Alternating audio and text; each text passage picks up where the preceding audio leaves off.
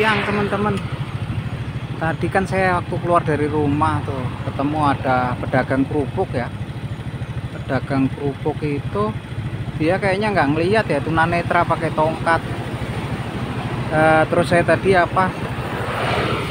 jalan sampai ke pasar Pocong kan untuk nyari buah tuh, pohon buah anggur. Ternyata pasarnya udah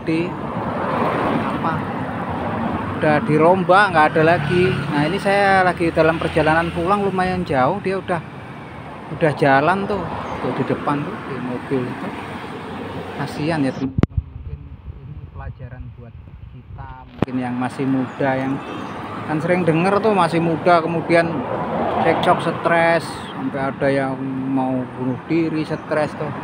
Ini bayangin tuh teman-teman, tuh orangnya tuh lagi di jalan tuh, dekat mobil di seberang jalan itu, dia nggak ngeliat ya teman-teman, nggak ngeliat, dia masih harus mencari nafkah. Mungkin untuk pembelajaran buat kita ya yang masih muda, masih usianya di bawah beliau, agar mungkin lebih tabah lagi lah, lebih kuat.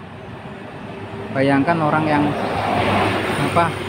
dengan keterbatasan gitu masih harus mencari nafkah kan. Biasanya kalau udah tua kan harusnya juga udah istirahat ya gitu. Agar kita mungkin yang masih muda lebih tabah ya. Ini orangnya nih pakai tongkat tuh teman-teman, pakai tongkat, dia kayaknya nggak ngeliat ya. Tapi dari jauh sana saya kondisi pulang, beliaunya udah nyampe sini nih, di perumahan mewah. Oke, itu aja teman-teman, semoga jadi pembelajaran kita ya.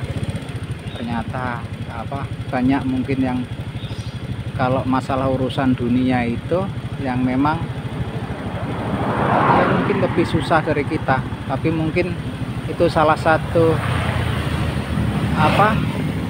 kelebihan orang-orang tertentu ya. Diberi kesusahan itu, kalau tabah beliau hadiahnya adalah surga.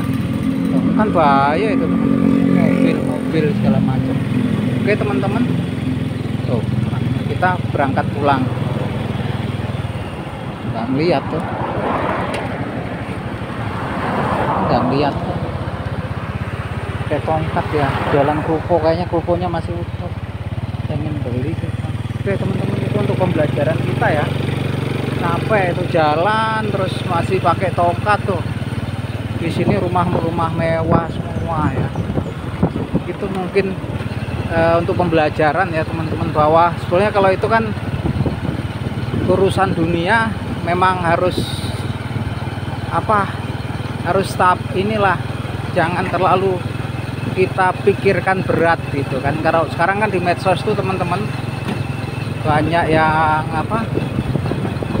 yang masih muda karena patah hati, putus cinta, terus di PHK, stres, sampai ada yang kalah trading kemudian dia bunuh diri gitu kan ya.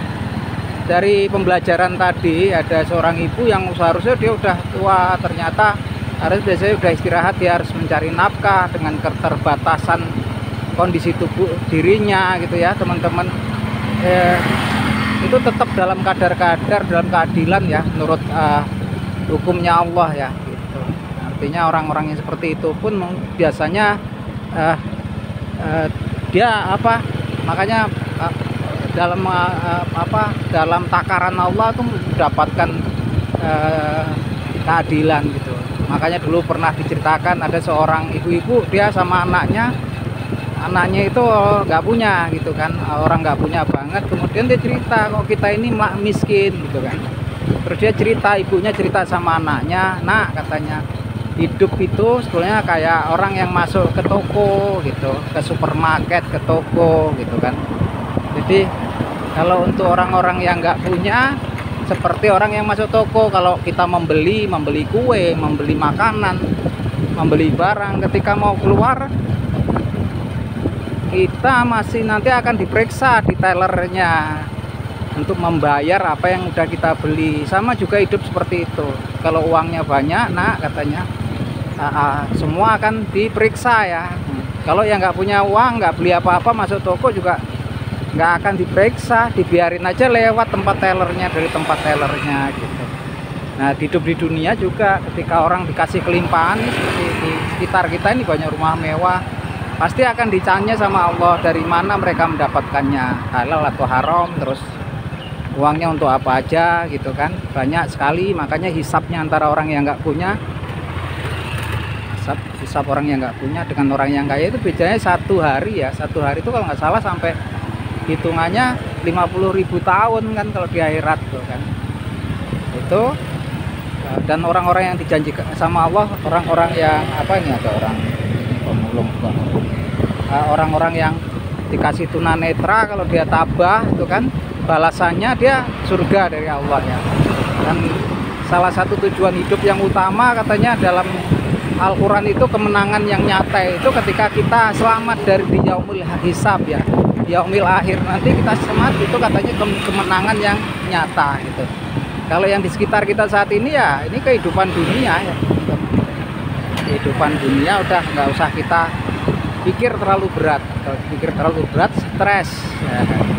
Oke, gitu aja teman-teman, sekedar obrolan pagi dari saya Agung.